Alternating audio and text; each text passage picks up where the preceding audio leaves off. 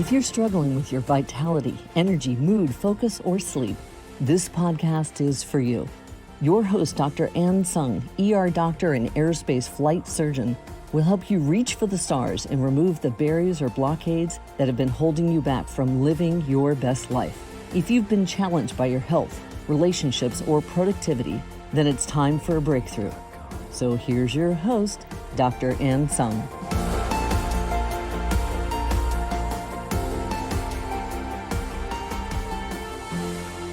Hello, and this is It's Not Rocket Science Show. I am your host, Dr. Tsung. Today, we have Mr. Reggie Selma. It was really a delight to have you here. He is the first African-American photojournalist to be assigned to the White House and have been with CNN for the past 32 years and has filmed tons of world leaders. And so thank you, Reggie, for being here. Thank you for having me. It's my pleasure. It's an honor. Would you, we're going to dig a little deeper into, your childhood, your mindset, how you got to be where you are right now, despite, the setbacks that we have discussed, the difficulties, and what you have observed through, filming all these world leaders. Mm-hmm. So for the first part, would you please give us a brief introduction of, what you have done in terms of your work at photojournalism? Yes, I was CNN's first African-American cameraman assigned to the White House in 1982. Prior to that, I worked in local news in my hometown of Birmingham, Alabama, at the local NBC affiliate, WVTM, the best local news station in Alabama, where I did sports. I covered Alabama football and politics and what have you. And in 1982, as a lot of us have that inner voice we listen to, we know when it's time to move on, be it a city, a job, a relationship. So I felt that I had peaked at Channel 13 and I wanted to move up to a larger market. And this company that just came on, this cable news network, nobody ever heard of cable news. It was only 2 years old at the time, CNN. And I applied for the job and I got it. And the rest is history, as they say. That is fantastic. And throughout your journey, working so hard, growing up as a child in the 60s, I'm just curious, have you had any setbacks? And also you had mentioned that your parents, especially your father, was a huge impact on you. And how has that really helped you deal with these setbacks or failures that you had as lessons? Well, both my mother and my father were my heroes. Growing up in Birmingham, Alabama in the 60s and early 70s, we were confronted as African Americans with segregation, Jim Crow laws that tried to tell us we were less than, equal. And my parents never let any of us, my brothers and my sister, believe in that. And they instilled in us this drive to be anything that you wanted it to be. But there were these obstacles, if you will, that society placed in our way. Just imagine being a child growing up and you encounter white and colored water fountains, white only buses, white only restaurants. Even the local hospital had white and colored signs. So this was something that the local government and local governments throughout the South during this time put as obstacles, but with a strong family of love and support and encouragement, we beat back this oppression that was the law of the land. And we became successful in our own right. And you have mentioned that you grew up never feeling shame, right? Is that correct? And could you describe that a little bit? Well, I think that goes back to my family. Why would I feel shame if my father is instilling within me that I can do anything I want to do? We had this talk as all, I guess, 13-year-old boys have with their fathers about the birds and the bees. And it was my turn after my two older brothers to have that birds and the bees talk. And my father was my best friend. He didn't make it awkward the way I'm sure that conversation has been throughout history. And of course, at 13 years old, I'm sure I didn't know anything about everything as far as sex. But he made it something that was educational. And I remember, I don't remember a lot about that, but I do remember two things he said to me. He said, Reginald, only a coward hits a woman. Always respect women. And then he said, as he was ending this conversation, he said, I predict great things for you. I'm only 13 years old. And he said, I predict that you are going to walk with presidents, kings, and queens. So when you've been given that sort of encouragement at such an early age, as well as my mother, and it was also reinforced by my teachers, I might add, there was no shame. In fact, we were taught the people that were trying to oppress us that they should feel the shame, because how detrimental that would be to a society if everyone couldn't enjoy the fruits of equality or justice. So in a sense, we felt sorry for them. And I think that ties in very well with what we have been talking about in our show, which is essentially to be your authentic self. And if you have the right intentions, then you can, there's no shame in being your authentic self. If you're just, if you're kind, if you're compassionate, there's no shame at all. That's really fantastic. And so did your father's prediction come true? He did. And it was a great occasion. I'd always wanted to tell a U.S. president what my father told me when I was 13 years old. And this happened during the Reagan administration, my first president that I've covered. And it was at the White House Christmas party in Palm Springs, California.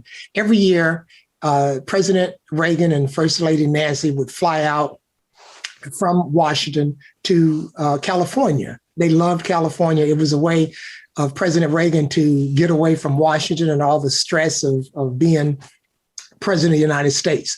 And this was that trip. We would leave perhaps December 27th, and we'd stay out to January 7th or something like that in the new year. So, and since it is a holiday, the White House Christmas party is going to be at a local hotel in Palm Springs. And it was a banquet setting. And I'm thinking, okay, here's my chance. So President Reagan and the First Lady Nancy Reagan, they entered the room. And I don't care what your politics or the way you lean politically, if a president of the United States is in your presence, it just elevates the room. Everybody looks at him. He's the most powerful man on earth. So he's walking the room, he's shaking hands, and this is that kind of trip where the White House press corps would invite their family or their grandmothers or their kids, and you take a picture with the president of the United States. It's a great honor. So as the president has been in the room for a few minutes, he is kind of getting close to me, and I had already told the White House photographer my plans. And when President Reagan turned, I was kind of right there, and I kind of winked at the Secret Service agent, because that's what you have to do. You can't just approach a president. So he kind of nodded non-verbally, and that it was okay. So I introduced myself to President Reagan, and he's very gracious. And I told him what my father said to me when I was 13, that one day I would walk with presidents, kings, and queens. And President Reagan really enjoyed hearing that story. And we only talked for about 5 or 6 minutes, but I could tell he was enjoying my story. And when I told him this about my father, he smiled and kind of gave that Reagan smile that he always would give. And he said, well, it looks like you fulfilled your father's dream. It was just a great moment. And I just had the feeling my father was smiling down on me and saying, well done, Reggie, well done. It sounds like your father planted the seed and you took his words to heart. And for the rest of your life, you worked really hard to achieve that. So that's really awesome. And, you know, what other leaders have you had a chance to interact with? And was there a common thread or theme that you have observed that made them who they are? Well, I have been blessed to have covered every president from Reagan to Obama and all the presidents in between, and some of the most iconic, epic leaders as well. Several. I'll give you Nelson Mandela. Not that I'm name dropping, but this was a trip that Nelson Mandela made to America. He had been released almost 30 years of hard labor in a South African prison, just fighting for justice for Black South Africans. So he was jailed for that. And now he's a free man, and he'd come to Washington, D.C. And once again, I was honored to cover his trip. The first one was at the Library of Congress, where most of the country's most prized artifacts are stored there. The U.S. Constitution, Abraham Lincoln's Gettysburg Address. So it was a very fitting location for Nelson Mandela to speak. And it wasn't a large room. It was very intimate, and I'm filming him. And I'm pinching myself that I'm here filming Nelson Mandela. Well, the very next day was probably just the best assignment of all. I am assigned to cover Nelson Mandela at the South African Embassy in Washington, D.C. And that was kind of just this moment, because when Nelson Mandela was in prison, about, I think maybe once a week, there was a protest at the South African Embassy in the early 80s, protesting his release from the South African government. And this press conference was being held in that building that we would film protests. So the White House press corps, any press, I've had the honor of filming a lot of famous people, and you want to, maintain your professional integrity and not be a fan, because that's what your job is. But this is Nelson Mandela. So the night before, I go to an arts and crafts store, and I buy a marker, one of the markers that has white ink in it. And I go, I think, to a drugstore, and I buy the Time magazine that Nelson Mandela's on the cover. I'm going to get an autograph. Okay. That's my mission in life. Yes. Autograph. Of course. So I get there early. It's a tabletop press conference. In other words, it's at a table, not a podium, where we put our microphones in front of him in a very kind of intimate setting. It's the American press and the South African press that, followed him from South Africa. And I'm about 3 feet away, less than social distancing that we do now with the 6 feet. This is perfect. So he gives this beautiful opening statement, and now he takes questions. And he is just great, and he's enjoying this. And I think the press corps was enjoying this as well. So now it's time for the press conference to end. I think somebody says last question. Somebody asks the last question. He answers the last question, and he rises. And I just pull back my camera wide so I can still film him as I would do normally. He's not seated, so I'm getting the wide shot. And at the same time, I go into my equipment box, and I pull out the Time magazine cover, and I have the pen, the marker in my hand, and I say, "Excuse me, Mr. Mandela, would you please autograph this magazine with your picture?" And he turns and he smiles, and he's going to do it. He's taken a couple of steps towards me, and then all of a sudden, this young assistant, this woman, says, "No, he doesn't have time to do that. We're on a tight schedule. He has to keep going. We have several events." And I look at this woman with daggers, okay? And Nelson Mandela can kind of see the look on my face, and he saves me from myself, because he says, "I'm sorry, young man, but she is the boss, and whatever she says goes. I would love to sign your magazine, but she is in charge, and I have to listen to her." And I'm thinking, you're Nelson Mandela. You don't have to listen to her. I didn't say that. I'm thinking that. And of course, he walks out of the room, and I'm disappointed I didn't get my autograph, but I did get a conversation with Nelson Mandela. And as I thought about this later, what he did to me felt like he gave this woman power. He empowered this young woman. She couldn't have been more than 35 years old. And here's her task. She is Nelson Mandela's PR guide as he tours the nation's capital. And he did not want her to be taken as less than what she was doing, her job. So he empowered her in front of an international press corps, American and South African, And she was only doing her job. And to me, that was showing, yeah, he's the great Nelson Mandela, but he has such a humility about him that he did not overstep what this lady's boundaries were. And I'm sure that made her feel great as well. So what I got from that is, yeah, you can be a world leader and you can be a towering figure in history. But if your 35-year-old assistant says you can't do something, by golly, you're not going to do it. If they employ them to do a job, then you trust them and empower them to do that job instead Absolutely. of taking over and micromanaging. And it sounds like, and yes, having the humility, just knowing that you're not experts at everything. Right. Yeah. And then what about anyone else that, that exhibited that humility? Any other stories? Mother Teresa also comes to mind. Mother Teresa was receiving the Medal of Freedom, the highest honor that a citizen can receive from the United States of America.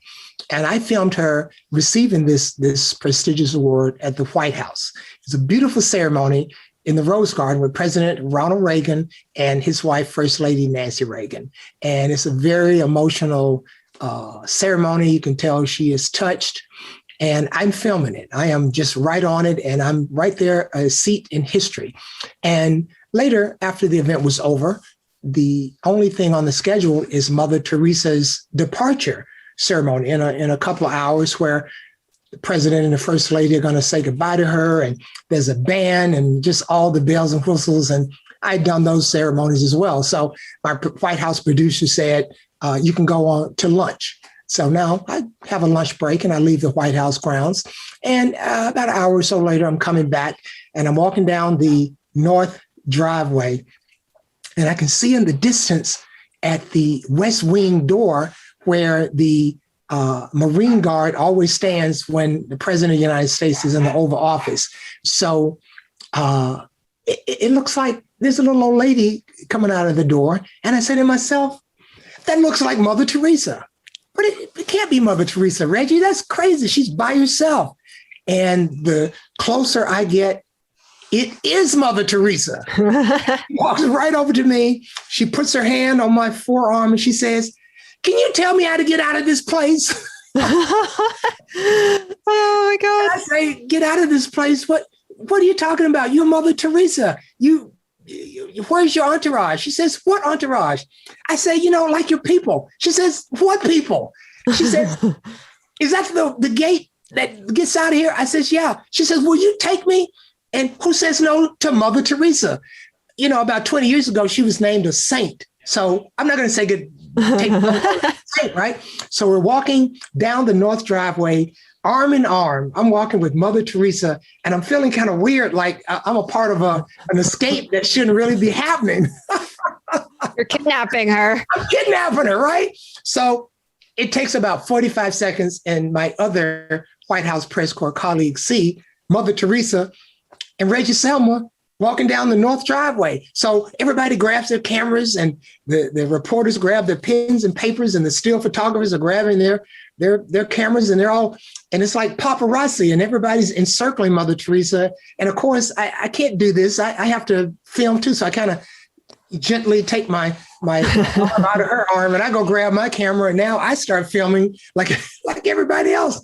And all of a sudden, you can see two White House press people, spokesman, White House lower press office, running towards Mother Teresa, and they kind of part the ways, and they grab Mother Teresa and they say, "What are you doing? You can't leave. We got a big ceremony for you." And as they're walking her away from us, these two, they look at each other like, "I thought you were watching her." "No, I thought it was your turn to watch her," right? So the way you would do grandmother. So about an hour and a half later, there is the official departure ceremony that we filmed, where the president says goodbye to her, and the band and the flags and everything. And Mother Teresa gets into a limo and she's whisked off to wherever she was going. And I was thinking to myself, yeah, that's the official departure ceremony. But the one we had an hour ago, that was a lot more fun. So she had no entourage. No entourage. She's a saint. She doesn't need an entourage. She's got to save the world. I think that's why she was leaving. She got her award, and that was all fine. But I got to get back to saving the world. And I just thought that was just the most amazing, gesture, once again, of humility, that she didn't really think that she was, all that. She just wants to get back and do the work. She doesn't want to be held up there on the totem pole. She is humanized just like all of us. That's what it sounded like. Yeah.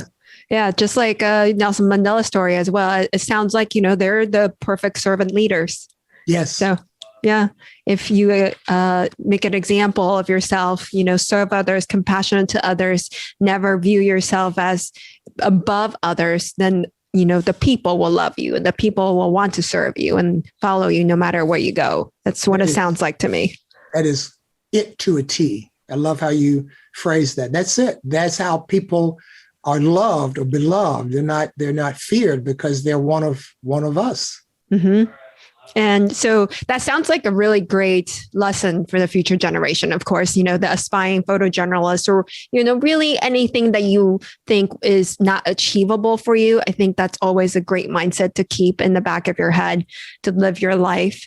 And do you have any other tips or tricks, mindset, anything that you have invested in the past that really served you well to help these young aspiring photojournalists or just people who are, going after a profession? Yeah, I think the best investment is time, your time. You learn your craft. You, ask questions from people that have been doing it longer than you have. And it seems to me now it's easier with the cell phone. Mm-hmm. I mean, when I was growing up, you had to have a camera on your shoulder to learn your profession. And now there's not a day that goes by on network news where they're not using someone's cell phone footage. And we've become used to that. It's like, I'm from Alabama, and they were showing last week these huge tornadoes. And most of the footage that was used was people in their pickup trucks, their cars, filming from their balconies.